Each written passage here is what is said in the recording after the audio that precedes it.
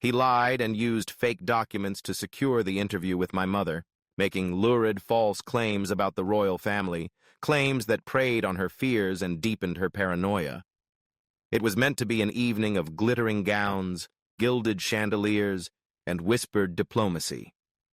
The royal ball, a centuries-old tradition steeped in history and hierarchy, was returning with all the splendor the monarchy could muster. After years of quiet, this was to be the event. A carefully choreographed celebration of royalty, legacy, and continuity. For the first time, Princess Charlotte, now a poised and confident young royal, was set to make her debut alongside her family. But suddenly, everything shifted. The guest list, painstakingly reviewed by senior aides, was said to include international dignitaries and minor nobility alike. Then, without warning, Charlotte's name disappeared. Not overlooked. Removed. At first, there was confusion. Then a heavy silence. Soon, behind palace walls, a quiet murmur grew louder. Queen Camilla had intervened. Some say she feared Charlotte's presence might steal attention from the evening's focus. Others claim she dismissed the invitation as premature. But those familiar with the delicate royal chessboard insist it wasn't about protocol, it was personal. Prince William's reaction? Furious. Those present behind closed doors say he didn't hold back. He spoke not as a future king, but as a father, one determined to protect his daughter. Charlotte had done nothing wrong. She had shown grace well beyond her years in past public appearances, so why exclude her now? As emotions surged, Kate Middleton faced a choice: attend the ball quietly or take a stand the world wouldn't forget. What she chose sent ripples far beyond the palace gates. This wasn't a scheduling mistake. This wasn't a simple oversight. This was deliberate, a move in a game that has been played quietly since Diana's time, a struggle not just for tradition, but for influence, legacy, and power. And in a monarchy built on unspoken rules, Charlotte's absence spoke louder than any official statement could. By barring Princess Charlotte from the ball, Queen Camilla didn't just cross a boundary, she may have redrawn the entire royal map. William's response wasn't restrained, it was deeply personal, and it sent a warning that echoed through the kingdom. What truly happened that night? And what does it mean for the future of the crown? But before we continue, we'd love for you to hit the subscribe button if you're enjoying this video. If you just did, we truly appreciate it. Now, let's get back to the main content. The royal ball may be over, but its consequences are only just beginning. The invitations were printed on rich ivory cardstock, embossed with the royal crest in gold, and hand-delivered to guests weeks in advance. This wasn't just any gathering, it was the first royal ball since the Queen's passing. Hosted at Buckingham Palace by King Charles III and Queen Camilla, the message was unmistakable. This was a celebration of their reign, their future, and their vision for the monarchy. For the Wales family, the evening carried deeper meaning. It was meant to showcase the next generation, not as royal children, but as heirs to the future. Prince George, now a teenager, was reportedly asked to escort a visiting European princess. Prince Louis, still considered too young, stayed out of the spotlight. And Princess Charlotte? Graceful, sharp, and already beloved by royal watchers, this was supposed to be her moment. Her name appeared on early versions of the guest list. Leaked documents suggest that royal aides had even planned a small ceremonial role for her, positioning her alongside her parents to present a full, modern image of the royal family. Her outfit had been selected. Her etiquette lessons were refined. Then, just 10 days before the event, everything shifted. Charlotte's name vanished from internal planning. No rehearsals, no fittings, no invitation. At first, palace officials insisted it was an error, an administrative slip-up, they claimed. But others weren't so sure. Members of the planning team confirmed an unsettling truth. Charlotte's name had been on the guest list, and then it was deliberately crossed out. Not lost in paperwork. Removed. And next to the edit? A signature believed to be Queen Camilla's. The decision rattled the palace. Why would she intervene over something seemingly so small? Why now? The palace's explanation felt thin. They claimed Charlotte wasn't quite old enough for such formal occasions, but history didn't support that. Princess Anne attended similar events at 6. Diana brought Charles to grand galas before they were married, and Charlotte herself had already stood at the Queen's funeral, the Platinum Jubilee, and the coronation. Public enough for those moments, but not for this ball. The pieces didn't fit. Those who have long tracked royal dynamics offered another theory. Charlotte's presence is rising, and Camilla knows it. To many, Charlotte embodies elegance, continuity, and, undeniably, Diana's legacy. Camilla's own quiet poise has often drawn comparisons to Diana, comparisons that, even after all these years, still cast a long shadow. Camilla viewed the ball as an opportunity to reinforce a new royal image, one centered around her and King Charles. Having Charlotte there, poised and dressed with the elegance she's known for, standing beside Kate, would inevitably shift the spotlight toward the Wales family. And that, some say, was not part of Camilla's plan. So, Charlotte was quietly sidelined. What should have been a special evening for Charlotte instead turned into a deliberate exclusion, an intentional move in an increasingly visible divide. At Adelaide Cottage, Charlotte was said to be confused, but composed. "It's okay, Mommy," she reportedly told Kate in a moment that showed maturity beyond her years. But those close to the family say Kate was livid. And William? His anger was more restrained, but no less intense. This wasn't just about a missed celebration. It was about rank, influence, and a message from a step-grandmother determined to reinforce boundaries. Camilla may not have anticipated the fallout. William was already preparing a quiet but unmistakable response. His point was simple. Charlotte didn't attend, but her absence would be louder than any presence that night. To the public, Camilla often appears as the smiling royal consort, gracing charity events, mingling at garden parties, and fulfilling ceremonial duties with ease. But those within palace walls speak of someone far more strategic. She's not just managing public appearances, she's shaping the future. And if recent developments are any sign, her reach now extends beyond her own generation, into the lives of the young royals who represent the monarchy's future. Removing Charlotte from the royal ball wasn't a spontaneous decision. It was a signal. According to multiple insiders, it's part of Camilla's broader approach, one that subtly shifts influence within the royal family through visibility and favor rather than through formal announcements. Many believe it stems from an uneasiness around anything that echoes the memory of Princess Diana. And Charlotte, in many ways, carries that echo. Observers and media have long drawn comparisons between Charlotte and her late grandmother, pointing to her steady presence, piercing gaze, and natural elegance in public. One photo of Charlotte at a wreath-laying ceremony, head bowed in quiet reflection, quickly went viral, labeled by the press as Diana Reborn. Another moment, when Charlotte gently corrected Prince Louis during a balcony appearance, was widely celebrated, described as pure Princess of Wales energy. The headlines haven't gone unnoticed. Sources close to the Queen Consort say she's quietly expressed unease that the younger royals, especially Charlotte, are beginning to overshadow her role in the monarchy. While she hasn't said it outright, several insiders suggest Camilla believes the constant emphasis on Diana's legacy is holding the royal family back. But the issue goes even deeper. As Charlotte's profile grows, Camilla's own grandchildren have slowly been drawn into royal life. Despite having no titles and no place in the line of succession, they've been given roles, joining her at the coronation, attending major events, even featuring in official portraits. Observers insist this isn't coincidence. This isn't about affection, one former royal advisor explained. It's about legacy. Camilla knows that if she remains forever in Diana's shadow, history won't remember her kindly. Her solution?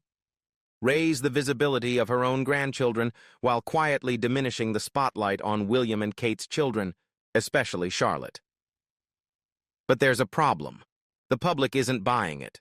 Polls consistently show that William, Kate, and their children are the reason the monarchy remains popular. And Charlotte, in particular, has become a symbol of grace and dignity admired across generations. She doesn't just represent the future, she is the future. Camilla knows this.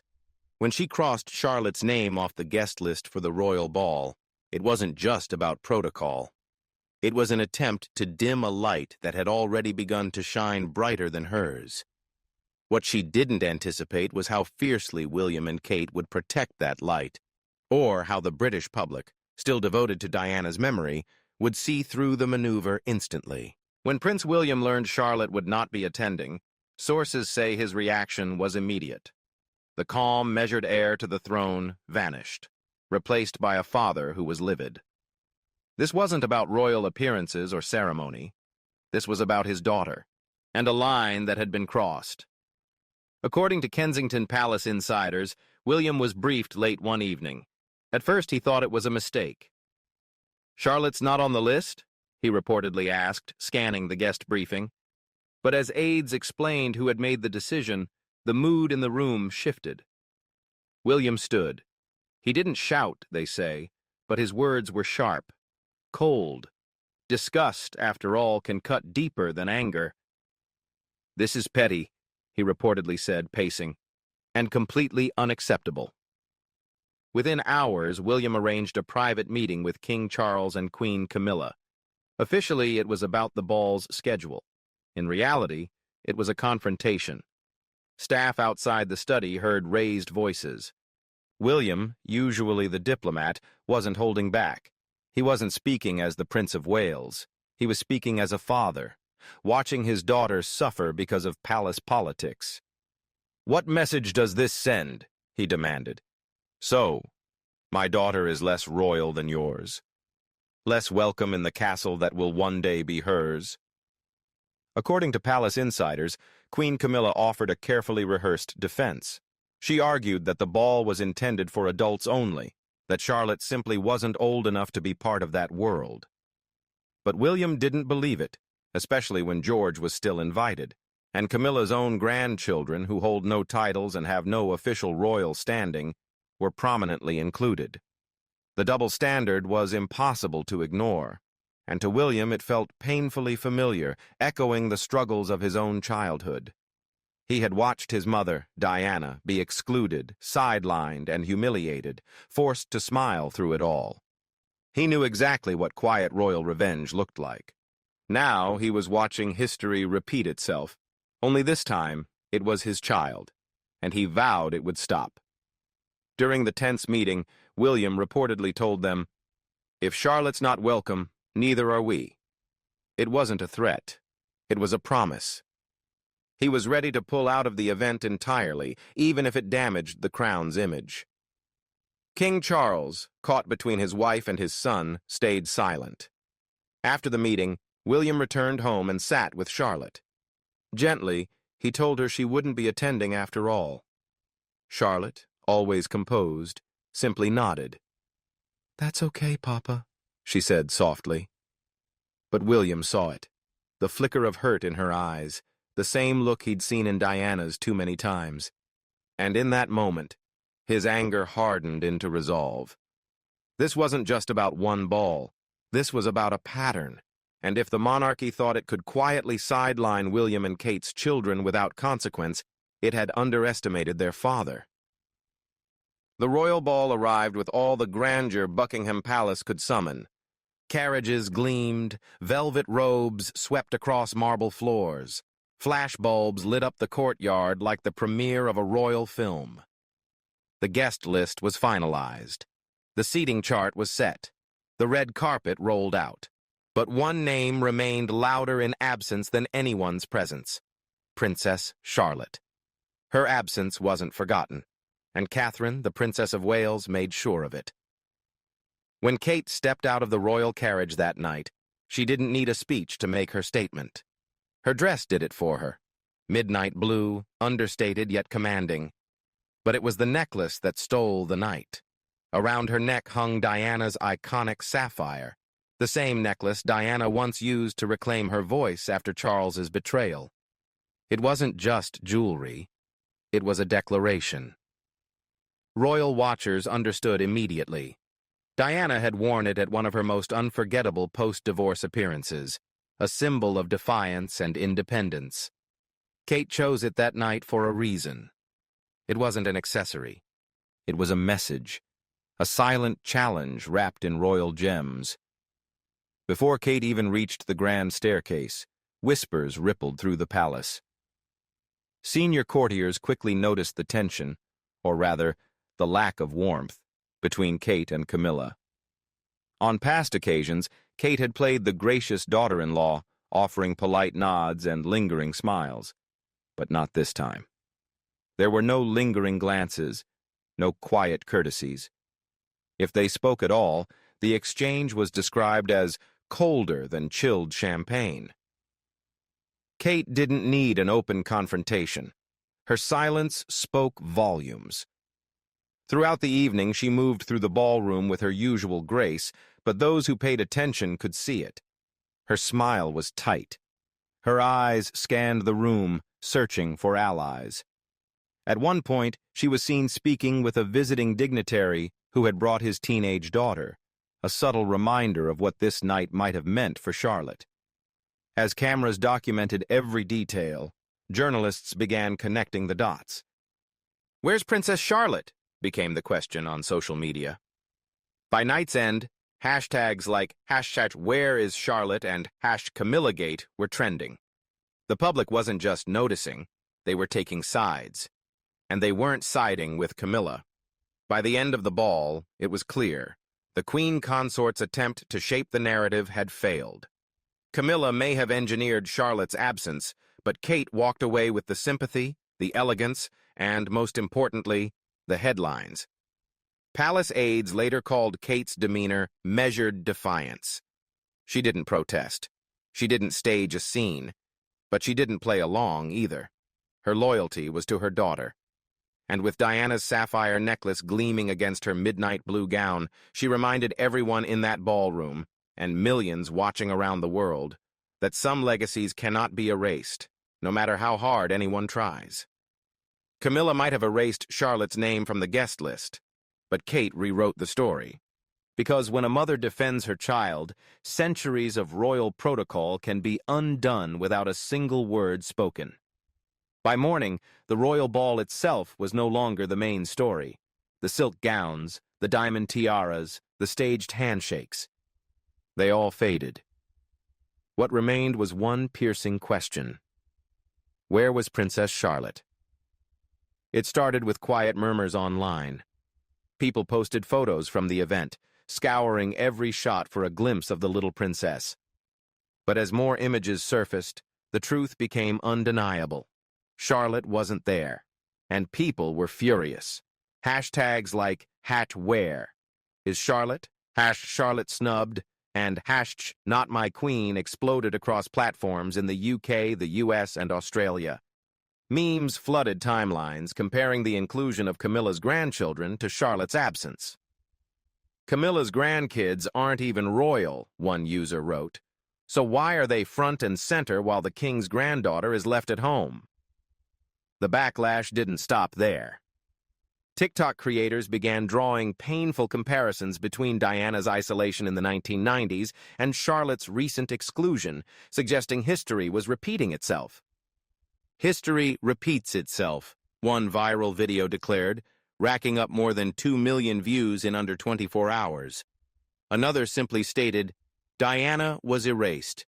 They're trying again, this time with her granddaughter. The public reaction was immediate and overwhelming. Support swung heavily behind William, Kate, and Charlotte.